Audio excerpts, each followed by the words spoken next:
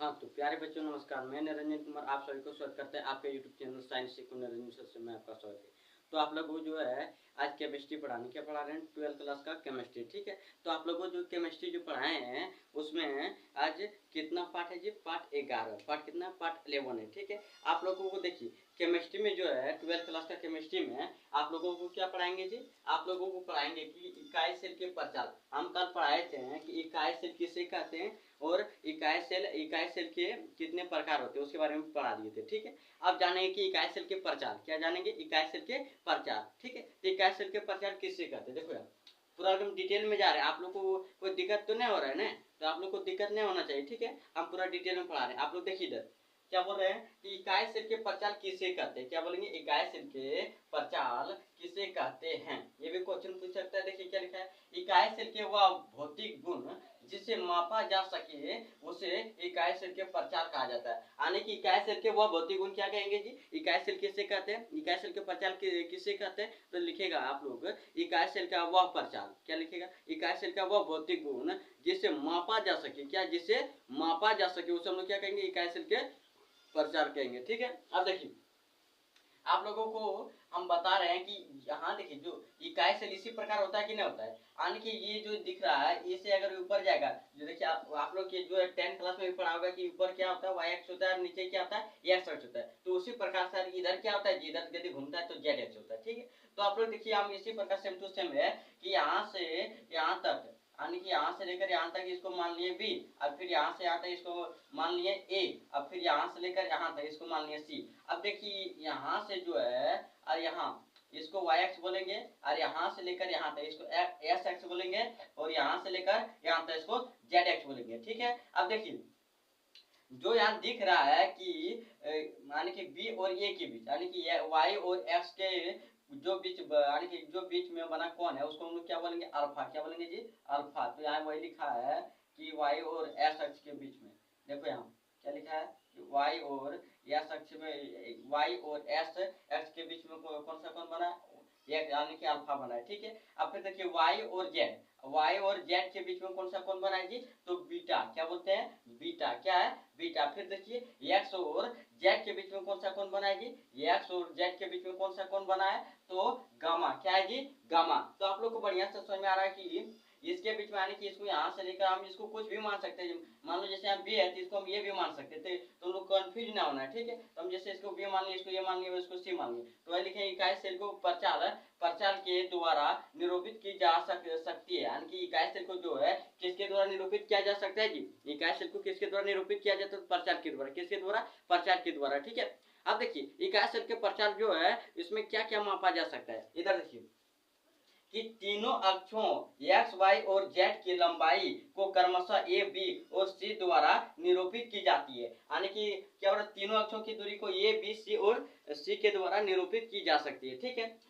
जो एक दूसरे पर लंबवत हो भी सकते हैं और नहीं भी, यानी कि क्या बोल रहा है कि ये भी सी जो है एक दूसरे पर लंबवत भी हो भी सकता है और नहीं भी हो सकता है, ठीक है। आप लोग को घबराना नहीं है, इसमें क्या बोल रहा है कि एक दूसरे पर, यानी कि ये जो दिख रहा है ना इसके लंबवत हो भी सकता है और नहीं भी हो सकता है, ठीक है। आप फिर देखिए इसमें दूसरा नंबर बोल रहा है कि किन्हीं दो अक्षों के बीच के कोण एक्स, यानी कि अल्फा, बीटा और गामा होते हैं। यानी कि बोल रहा है किन्हीं दो अक्षों, मान लेते हैं वाई और एक्स, इसमें हम जैसे यहाँ अल्फा दिए इसको बीटा भी मान सकते हैं, ठीक है। इसी प्रकार से दिया वाई और जेड के बीच हम गामा भी मान सकते हैं। तो वही लिखा है कि किन्हीं दो अक्षों के बीच के कोणों यानी कि अल्फा, बीटा और गामा होते हैं। देखिए हम एक्स लिखा दिए, यहाँ क्या हो जाएगा जी, अल्फा हो जाएगा, क्या हो जाएगा, अल्फा हो जाएगा, ठीक है। अब देखिए लिखा है कि दो अक्षों के बीच के कोणों अल्फा, बीटा और गामा होते हैं। क्रिस्टल तंत्र किसे कहते हैं, आप लोग जानेंगे क्रिस्टल तंत्र किसे कहते हैं। देखिए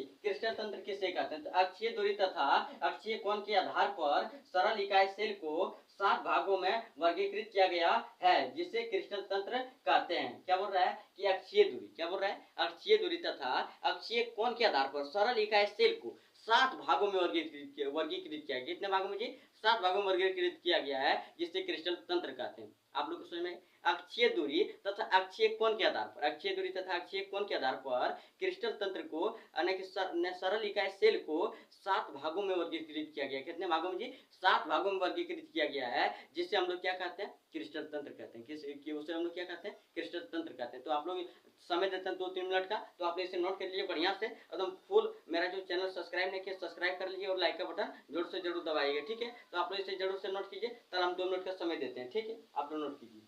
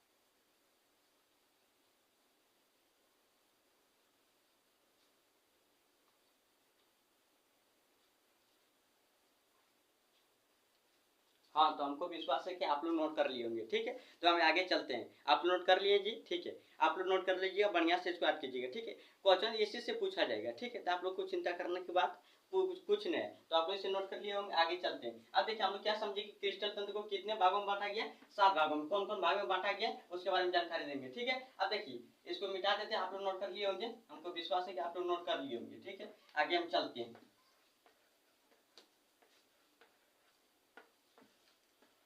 देखिए क्रिस्टल तंत्र को कितने भाग में बांटा गया, लिखते हैं क्रिस्टल तंत्र के प्रकार। क्या होते जी?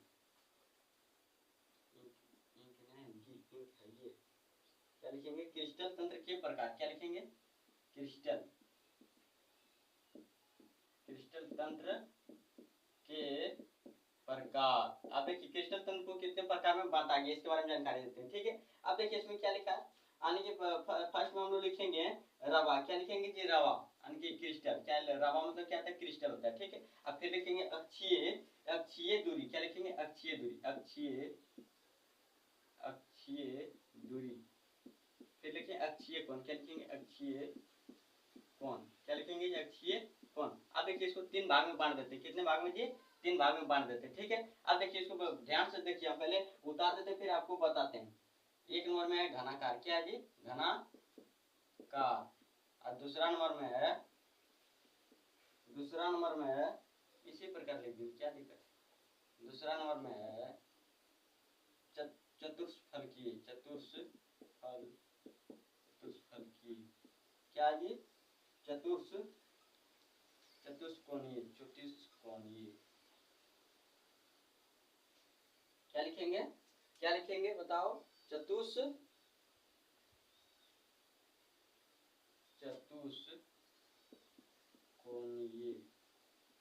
तीसरा नंबर में क्या लिखेंगे आप लोग जल्दी बताइए? ऑर्थोरोगनिक।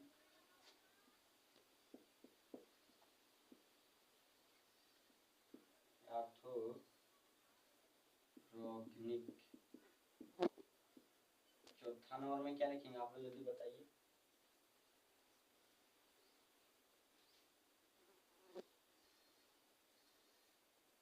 लिखेंगे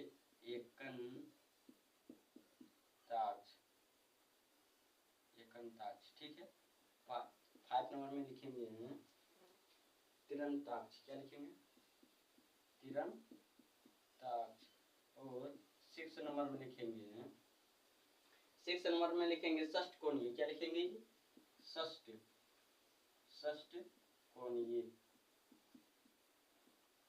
और 7 नंबर में लिखेंगे समांतर षष्ठफलक। क्या लिखेंगे?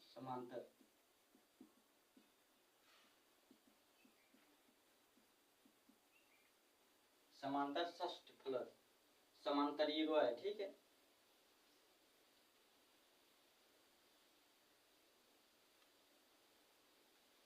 षष्ठकोणीय तिरंताक्ष, देखिए क्या इसको याद कैसे रखेंगे, तो घनाकार चतुष्कोणीय आर्थोरोगनिक एकंताक्ष तिरंताक्ष षष्ठकोणीय और समांतर षष्ठफलक, ठीक है। आप लोगों को कभी कभी क्वेश्चन में सबसे ज्यादा जो पूछा जाता है वो कौन सा पूछा जाता है आप लोग को पता है, आर्थोरोगनी। क्या पूछा जाता है, आर्थोरोगनी। आर्थोरोगनी में पूछेगा कि अक्षीय दूरी क्या है, ठीक है, यानी कि अक्षीय कोण क्या है, ठीक है। आप देखिए अब इसे हम जाने के घनाकार में जो अक्षीय दूरी इसको क्या बोलते हैं, इसको देखिए देख लेते हैं, ठीक है। अब देखिए इसमें क्या हो जाएगा जी, इसमें हो जाएगा ए बी बराबर सी।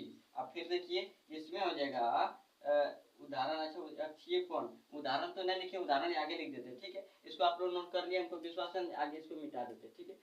अब देखिए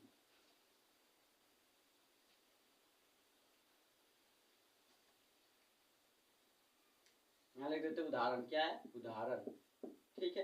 अब इसके बारे में बढ़िया से समझते, ये बी सी और हो जाएगा इसमें अल्फा बराबर बीटा बराबर गामा, क्या हो जाएगा बराबर 100 बराबर 90 डिग्री, कितने 90 डिग्री। अब फिर इसका उदाहरण जैसे ले लेते हैं NaCl NaCl NaCl NaCl HCl HCl और Cl etc, ठीक। अब फिर देखिए यानी कि ये किसका है, घनाकार का, ठीक है। यानी कि पूछेगा NaCl में कौन सा रवा पाया जाता है, NaCl में कौन सा रवा पाया जाता है, तो घनाकार क्या पाया जाता है, यानी कि घनाकार। इसी प्रकार से पूछा जाए कि HCl में कौन सा रवाकार पाया जाता है, कौन सा रवा पाया जाता है, तो घनाकार क्या पाया जाएगा, घनाकार, ठीक है। अब देखिए इसी प्रकार से क्वेश्चन पूछा जाए कि चतुष्कोणीय में इसमें हो जाएगा ए बराबर बी बराबर सी, क्या हो जाएगा ए बराबर बी बराबर सी कटा हुआ है, ठीक है, यानी कि B H equal to not होगा, ठीक है।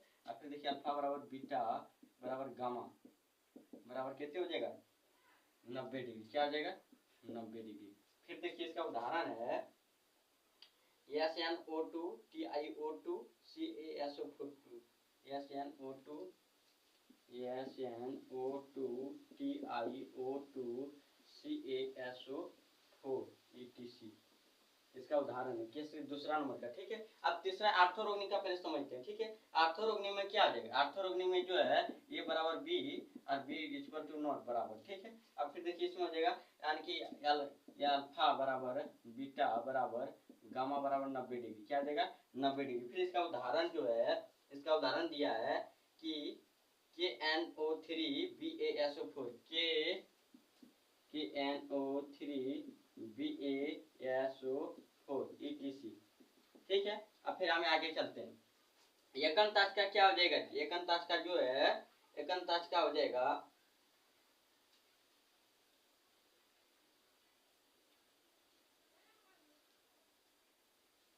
एकंताक्ष का हो जाएगा, यहाँ हो जाएगा अक्षीय कोण, क्या हो जाएगा एकंताक्ष का अक्षीय कोण क्या हो जाएगा, एकंताक्ष क्या हो जाएगा जी अल्फा बराबर बीटा बराबर 90 डिग्री और gamma equal to not 90 degree, ठीक है। अब फिर इसमें क्या हो जाएगा, इसका उदाहरण जैसे उसका उदाहरण दे देते हैं,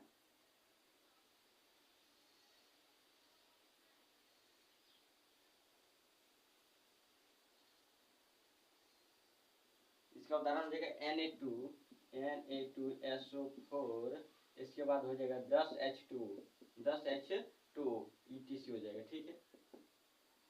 हाँ आगे आप लोग नोट कीजिए कि तिरंताक्ष का जो है इसको जो है इसका क्या हो जाएगा, इसका हो जाएगा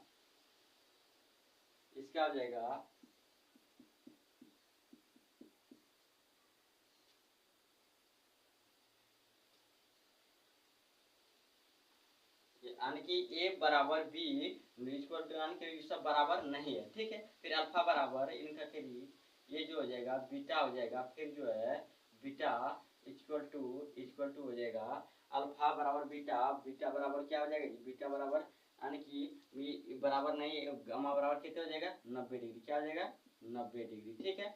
अब इसी प्रकार से जो है इसी प्रकार से ये, अच्छा ये बराबर यहाँ नहीं होगा, क्या होगा बराबर नहीं होगा, ठीक है। बढ़िया से आप लोग इसे नोट कीजिए। फिर इसका उदाहरण हो जाएगा तिरंताक्ष का, क्या हो जाएगा उदाहरण इसका हो जाएगा K2CR2O7 K2 H2Cr2O7, ठीक है। एक उदाहरण और है, आप लोग इसे जल्दी से नोट कीजिए।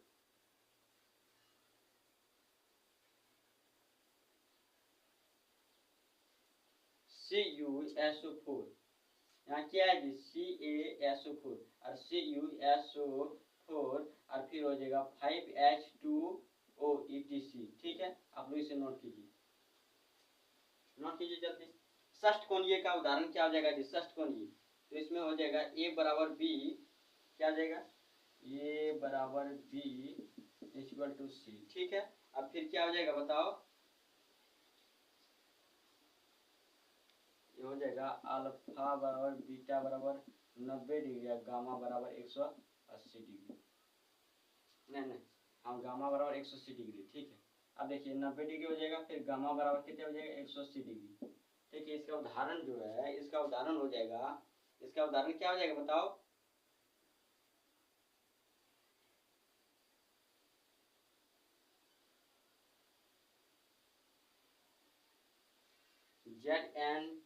ZnO4 CSO4, क्या ZnO4 और हो जाएगा दूसरा हो जाएगा CdSO4, क्या है CdSO4, दूसरा क्या है जी CdSO4 और ETC होगा, ठीक है। आप लोग इसे बढ़िया से नोट यानी कि नोट कर लो, याद भी करना पड़ेगा, इसका क्वेश्चन पूछा जाता है, ठीक है।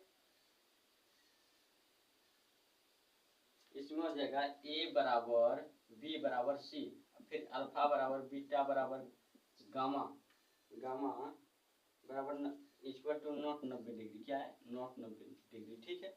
अब फिर इसमें हो जाएगा CaCO3 और फिर हो जाएगा CaCO3, फिर हो जाएगा, फिर क्या हो जाएगा जी बताओ, HGS, यानी कि जिसको बोलते हैं हम लोग पारा, ठीक है HGS। अब देखिए आप लोग को इसको समझना पड़ेगा बढ़िया से। अच्छा यहाँ देखिए क्या हो जाएगा, ग्रेफाइट भी हो जाएगा, क्या हो जाएगा जी ग्रेफाइट, ग्रेफाइट भी हो जाएगा, ठीक है। अब देखिए इसको बढ़िया से आप लोग को समझना पड़ेगा, क्या बढ़िया समझना पड़ेगा कि सर बताइए इसमें क्वेश्चन कैसे पूछा जाता है, क्या आप लोग क्या समझेंगे इसमें कि सर क्वेश्चन किस तरह से पूछा जाता है, ठीक है। तो आप लोगों को क्वेश्चन किस प्रकार से पूछा जाता है इसके बारे में हम जानकारी बढ़िया से बिल्कुल बेसिक से देंगे, ठीक है। तो आप लोग तैयार हो जाइए, हम थोड़ा सा आप लोग इसे जो है बढ़िया से एक बार देख लीजिए।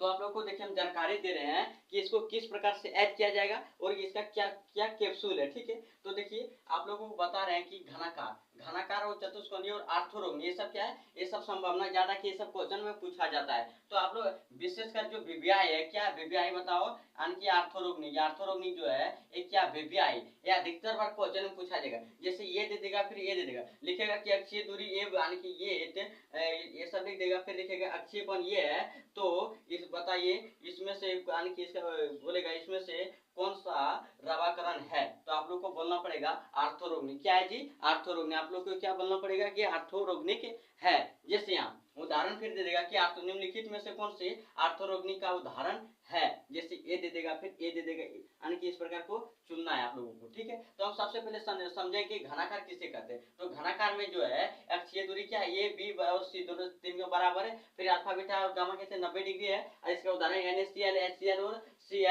Cl है, ठीक है। तो आप लोग इसे बढ़िया से याद कर लीजिएगा। फिर देखिए चतुष्कोणीय जो है, ये चतुष्कोणीय में क्या है, ये बराबर बी यानी कि बी देखिए बी जो है सी बराबर नहीं है, फिर अल्फा जो है बराबर बीटा और गामा कहते हैं 90 डिग्री है, फिर SiO2 TiO2 और CaSO4, इसका क्या है उदाहरण, किसको चतुष्कोणीय का उदाहरण ये है। फिर इसी प्रकार से आर्थोरोग्निक जो है इसका उदाहरण ये यानी कि KNO3 BaSO4 etc है। फिर देखिए एकनताज का उदाहरण क्या है Na2SO4 और 10H2O, ठीक है। अब फिर आगे हम चलते हैं कि तीरंदाज का उदाहरण क्या है, तो K2Cr2O7 और CuSO4 और 5H2O, क्या है जी 5H2 है। तो आप लोग इसे जो बढ़िया से आप लोग नोट कर लीजिए और इसको बढ़िया से एक बार ऐड कर लीजिए। इसका एक ट्रिक बताते हैं, वो ट्रिक को आप लोग कभी भूलिएगा ना, ठीक है। एक ट्रिक से पूरा याद हो सकता है, तो आप लोग तैयार रहिए।